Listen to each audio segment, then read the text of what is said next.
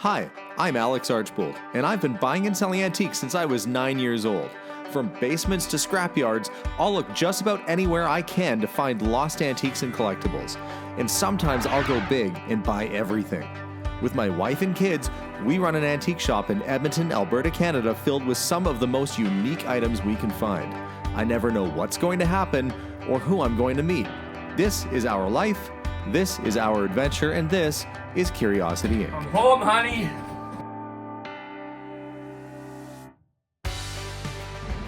Hey guys, welcome back. Well, last episode I discovered that the fuel tank was in exceptionally clean condition.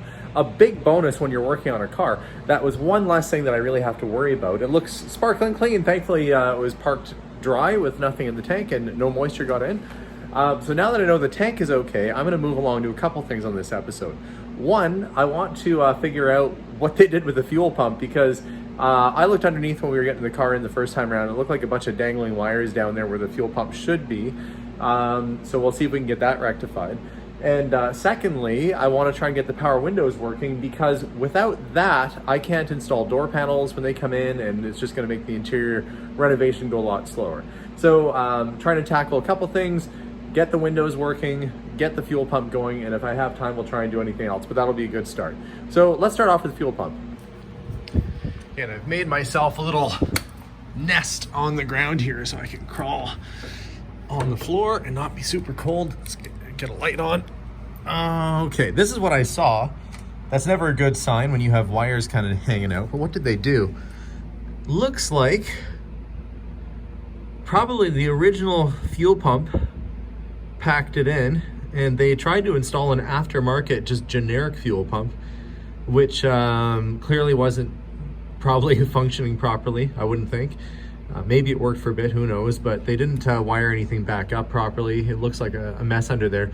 So I think I'm gonna start off by really getting rid of this bird's nest of wires here. I have the battery disconnected right now, so I'm not gonna shock myself, but anytime you have something like this, like whoever left this, not an ideal situation. They may have even had this as being a hot lead that they ran up to a battery, just trying to get fuel pumping from the tank to the engine when they were seeing if it would run. That's not what I'm gonna do.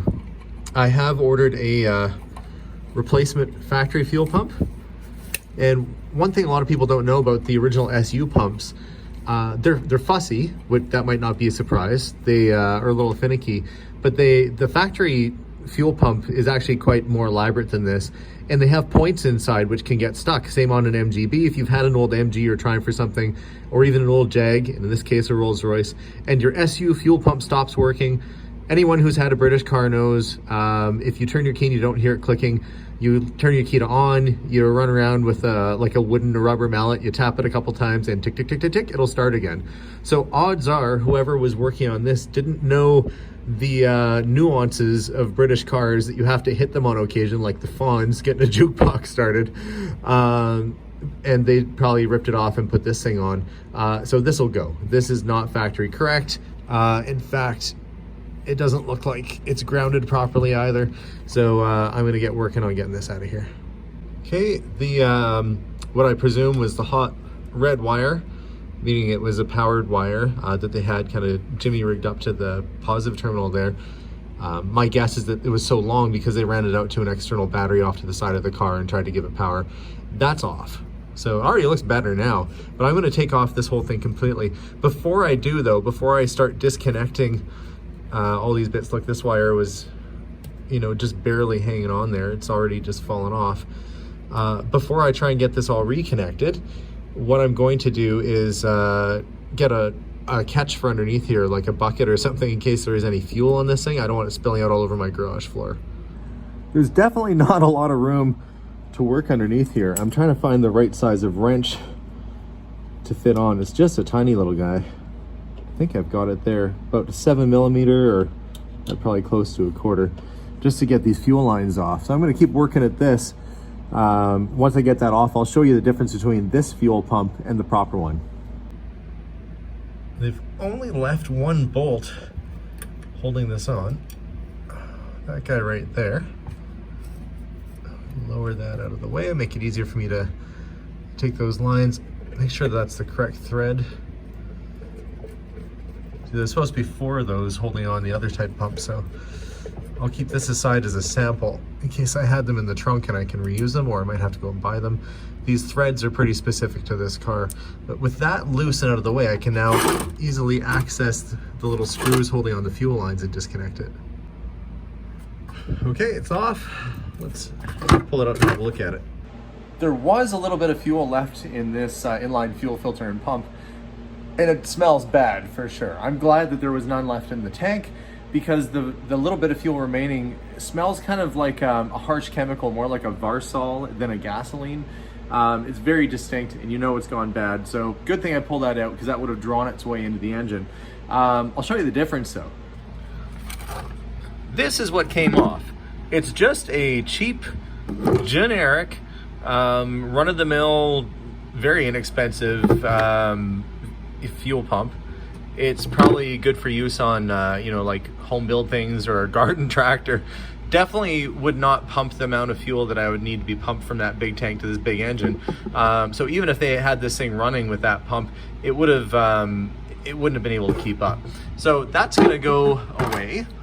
This is what it was meant to have. Has twin induction pumps on either side. This is an SU pump. This is the factory pump. I do notice, however, that the bracket isn't here to mount it onto the car, and the ends of the fuel line, it's meant to have special threaded ends that go in there.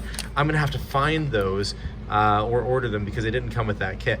That said though, that is the correct pump for this car, and that is what will go back in place. When the new fuel pump arrived, it was missing the little coupler that attaches it to the fuel line.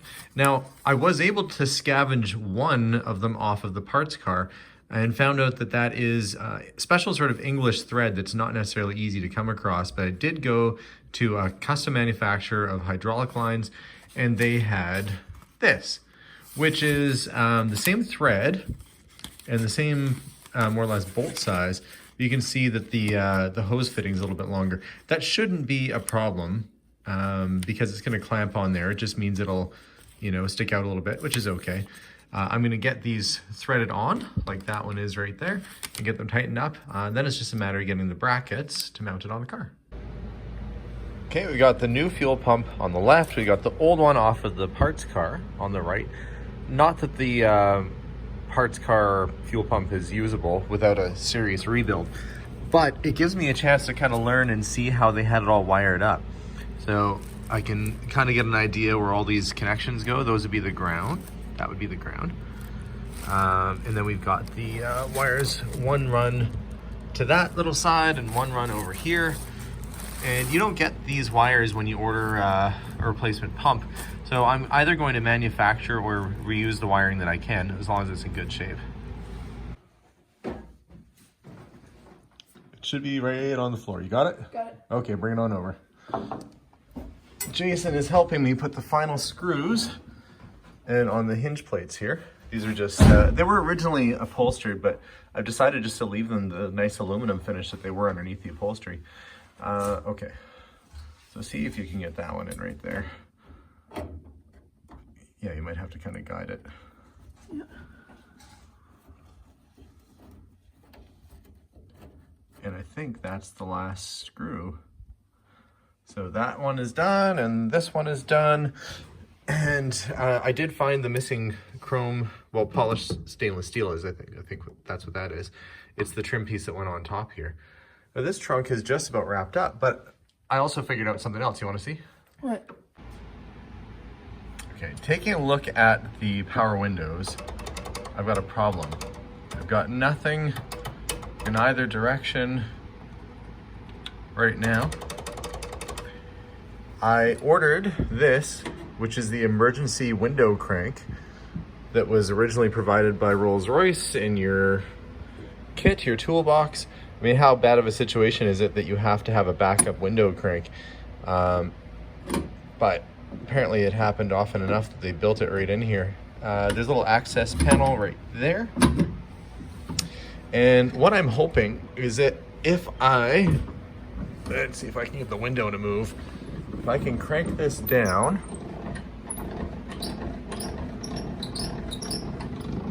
I might get the sensor to read that the window is either in one direction or the other. And perhaps, if I'm lucky, we'll get some life back in this thing. So let's see. Nothing. Okay, it's not super fancy right now, hey? Nope. But I'm gonna climb in too. And I was working away on this earlier. Oh, I've got to hook up the battery. Okay, I was working on this pretty much all day. Watch what I figured out. Ready? Yeah. Ah, look what Dad did. Oh wait, I gotta put it up now. It's a little bit slow. And I even got driver's side working too. I had a, not just a blown fuse, but the contacts were all dirty. So I took it all apart and now I've got working windows in the car. That's a big relief. Guess how much a window is to replace if I have to in this car? A lot. Yeah, like over $1,000 for one of those little motors. So Dad was pretty happy that these ones still worked. And, oh, look at this too. Horns working. Still haven't figured out the headlight situation. It's either my, I'm gonna take the bulbs out and see if that's what it is. It's driving me a little bit crazy. This quarter window right here has years of dust and some overspray and all kinds of stuff on it. So I'm using quadruple zero steel wool, which is softer than the glass. Thankfully, it doesn't leave any scratches, but it's just gonna leave a nice clean finish, which I can use Windex or glass cleaner on afterwards and get this looking crystal clear.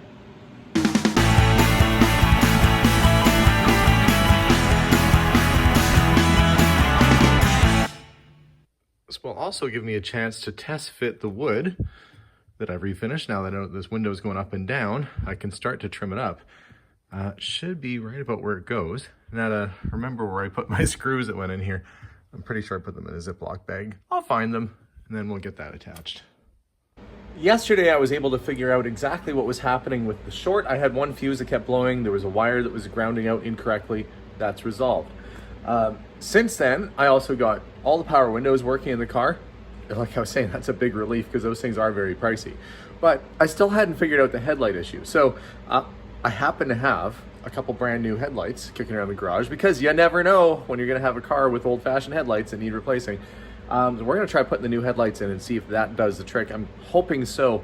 If it's not that, it might be the dip switch that switches from your high beam to low beam or who knows what. But let's try this first and see if that fixes it.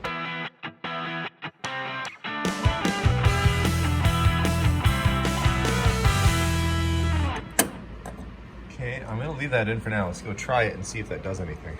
Okay, well, that's what it was. I just happen to have two burnt out headlights. I'll get this guy installed properly, get it all fastened in, and then I'll fix one on the other side, and I should have at least the front end of the car is just about all working.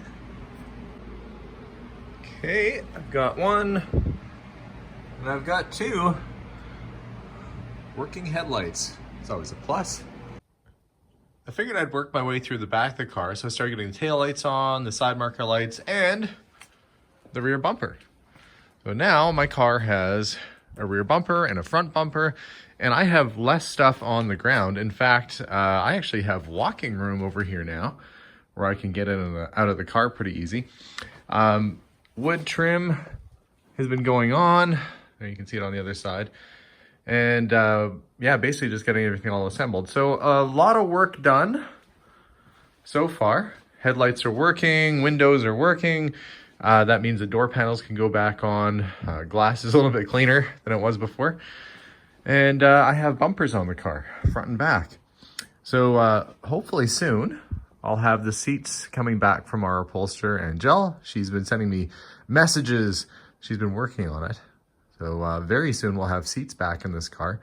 And yeah, then it's a matter of getting through the mechanical. I'm not gonna try and start the car yet, even though I have the fuel pump on. Because I want to make sure I change out the oil and put some oil down the cylinders just to kind of let it soak a bit. It's been sitting for a long time, over 10 years. We don't want to be too hard on the engine. So yeah, that's probably about it for now. I'll get back to it again soon, and we just have to wait for some parts to come in. So that's all I can do for this episode. Waiting on a few things, like the clips to get the trim put on the center of the hood, waiting for my seats to get done at the upholstery shop. So lots of exciting stuff to go. But every time I do a little something on this car, it gets just a tiny bit better. So thanks for watching this week's episode. Hope you enjoyed following along and seeing how this car is progressing. And yeah, look forward to seeing you all soon. Bye for now.